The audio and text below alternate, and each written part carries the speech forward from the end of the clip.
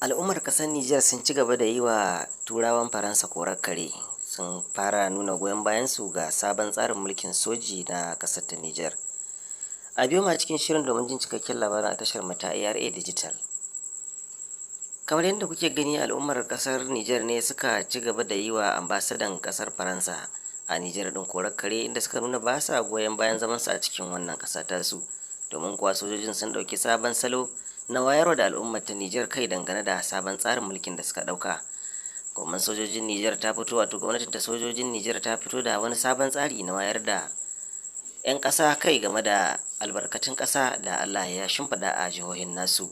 Tsarin zai bayyana wa mutanen kowace jiha irin ma'adanai da yake akwai a yankin nasu, sannan a faɗa musu adadin wanda ake fitarwa a kowace shekara. Kamar yadda mutanen Agadas za a yi musu cikakken bayani game da uranium, sannan a faɗa musu irin kasan da mutanen yankin za su dinga samu a kowace shekara. Haka zalika mutanen jihar Tawa za a sanar da su adadin ma'adanan talka wato siminti kenan wanda ake fitarwa, tare da sanar da su irin amfanin da za su samu a ciki. Haka sauran jihohi irin su Maradi, Difa, Doso, Tillaberi, Niamey kowa za a wayar masa da kai game da ma'adanan da Allah ya shimfiɗa a yankin.